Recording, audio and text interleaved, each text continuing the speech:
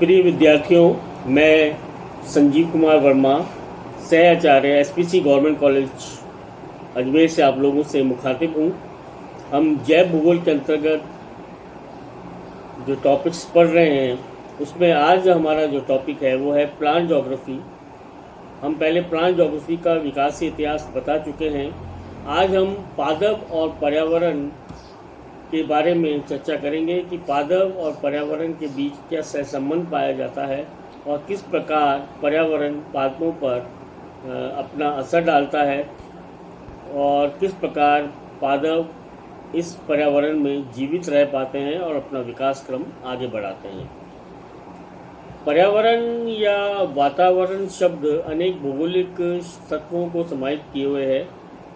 ये वास्तव में समस्त बाह्य दशाओं का सकल योग है। पादप के संदर्भ में उसके चतुर्दिक पाई जाने वाली समस्त दशाएं जो उसके जीवन को प्रत्यक्ष या परोक्ष रूप से प्रभावित करती हैं या संपूर्ण योग पर्यावरण कहलाता है। पर्यावरण के जिन कारकों का पादपों पर सीधा प्रभाव पड़ता है उनमें जल, सूर्य प्रकाश, ताप, खनिज, आर्द्रता, वायु आदि सम्मिलित होते हैं। जो कारक परोक्ष रूप से पादपों की जैविक क्रियाओं को प्रभावित करते हैं उनमें उच्चावच, अक्षांशीय स्थिति, समुद्र तल से ऊंचाई आदि सम्मिलित होते हैं।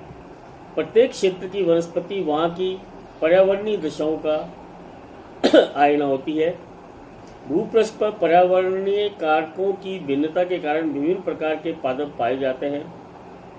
पर्यावरण के जो घटक पादपों पर प्रभाव डालते हैं उनमें पर्यावरण के तत्व तथा पारिस्थितिकी कारक या एनवायरमेंटल फैक्टर और इकोलॉजिकल फैक्टर्स भी कहते हैं। पर्यावरण के समस्त कारकों का मिला जुला प्रभाव पादपों पर पड़ता है।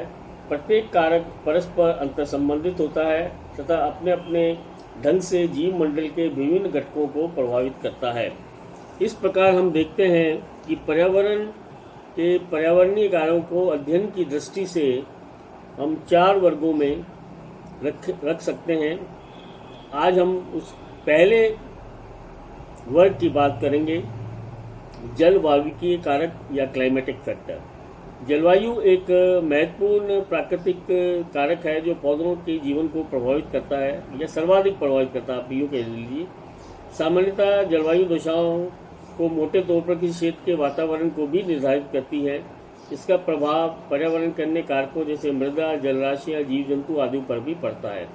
जलवायु मुख्यतः प्रकाश, तापक्रम, वर्षा, आर्द्रता, वायुमंडलीय गैसों तथा पवन में सम्मिलित रूप कहलाता है।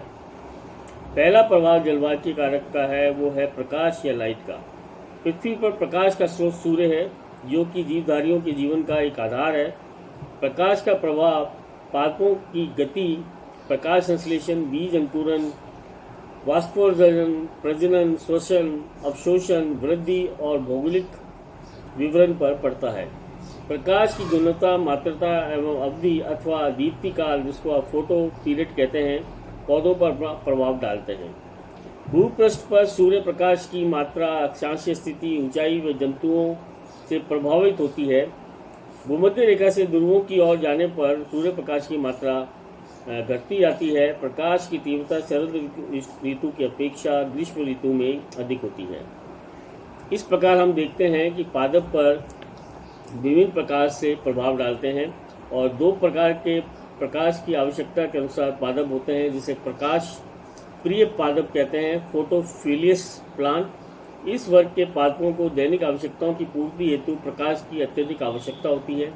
और दूसरे होते हैं छाया प्रिय पादप या सिक्योफिलियस प्लांट। इस वर्ग के पादपों में कम प्रकाश में पनपने की क्षमता होती है, अतः ये छायादार स्थानों पर अच्छी तरह से उगते हैं। डहेलिया, एबिस आदि इसके प्रमुख उदाहरण हैं।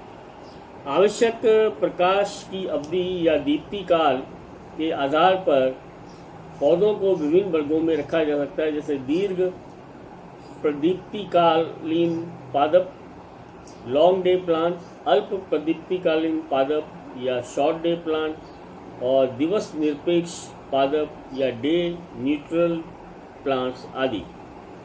दूसरा जो इसका पॉइंट है वो है टेम्परेचर या तापक्रम।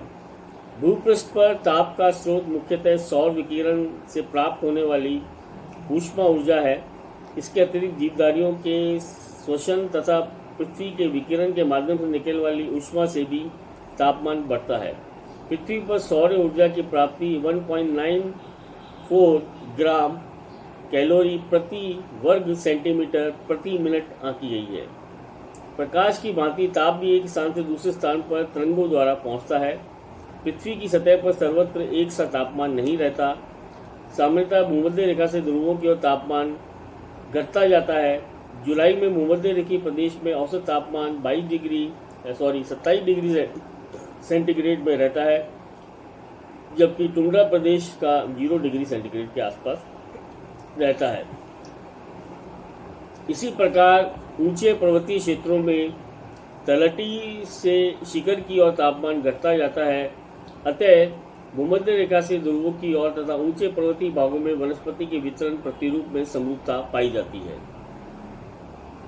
समस्त जीवों के लिए एक निश्चित अनुकूल तापक्रम स्रोत आवश्यक है। प्राय समस्त जैविक क्रियाएं 0 डिग्री से लेकर 50 डिग्री की ताप सीमा के अंतर्गत ही संचालित होती हैं। इस सीमा से बाहर जीवों की क्रियाएं बंद हो जाती हैं या अवरुद्ध हो जाती हैं।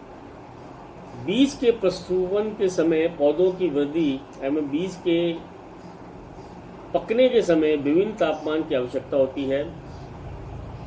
प्रतिकूल तापक्रम पर पौधों में रोग अधिक फैलता है।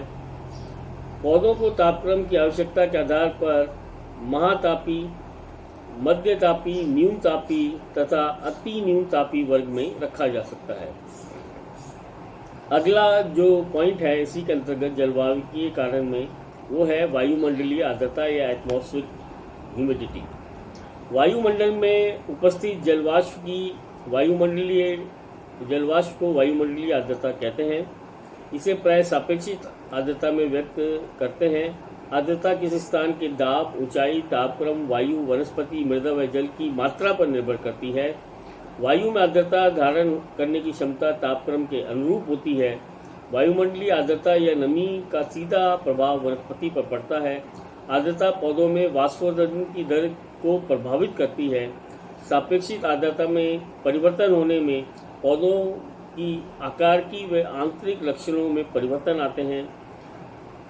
अधिपादप या वृक्षों पर उगने वाले वायुमंडलीय आर्द्रता को सीधे ही अवशोषित करते हैं। जहाँ आर्द्रता अधिक रहती है वहाँ अधिपादप वनस्पति की प्रचुरता होती है। इस प्रकार हम देखते हैं कि भिन्नता समुद्री, नम जलवायु, महाद्वीपीय जलवायु क्षेत्रों की वनस्पति में अलग अलग ढंग से प्रकट होती है। अगला पॉइंट है वर्षा या रेनफॉल। वर्षा जलवायु का एक प्रमुख तत्व है जो वनस्पति का आधार है। वायुमंडलीय जलवाष्प संघनित होकर वर्षण के विभिन्न रूपों तथा वर्षा, ओलावृष्टि, हिमपात, ओस आदि में परिवर्तित हो जाती है। इनमें वर्षा सबसे अधिक महत्वपूर्ण है। किसी क्षेत्र में प्राकृतिक वनस्पति के प्रकार का निर्धारण वर्षा के दिनों की संख्या तथा वर्षा की मात्रा से होता है। 25 सेंटीमीटर से कम वर्षा वाले भागों में मरुस्थलीय एवं कटीली वनस्पति पाई जाती है। 25 से 75 सेंटीमीटर वर्षा वाले गांवों में घास स्थलों की प्रधानता होती है। 75 से 150 सेंटीमीटर ऋत्विक वर्षा वाले क्षेत्रों में पर्णपाती वन पाए जाते हैं। इससे अधिक एवं वर्षपर्यंत वर्षा वाले क्षेत्रों में प्राय सदाबहार वन मिलते हैं। अगला पॉइंट है पवन। धरातल पर वायु दाब की भिन्नता के कारण वायु प्रभावित होती है। इसे पवन चलना भी कहते हैं। पवन का प्रभाव तापक्रम, वर्षा तथा आर्द्रता के वितरण पर भी पड़ता है। पादपों के परागकणों के वितरण में ये पवन बहुत महत्वपूर्ण भूमिका अदा करती है। तीव्र वेग से चलने वाली पवन या आंधी के कारण वृक्ष टूट जाते हैं, उखड़ जाते हैं या झुक जाते हैं। पवन के प्रवाह की दिशा की वनस्पति पर भी प्रभाव डालती है। समुद्र तटों तथा पर्वतों पर पादपों की शाखाएं प्राय एक और झुकी मिलती है। इस प्रकार हम देखते हैं कि किस प्रकार पवन हमारे पादपों पर को प्रभावित करती है और उस पर असर डालती है। अगला पॉइंट है वायुमंडलीय गैसें या एटमॉस्फेरिकल गैसें। वायुमंडल में विभिन्न गैसों एवं विशिष्ट अनुपात में पाई जाती हैं। वनस्पति जगत के लिए विभिन्न गैसों की उपलब्धता एक आवश्यकता है।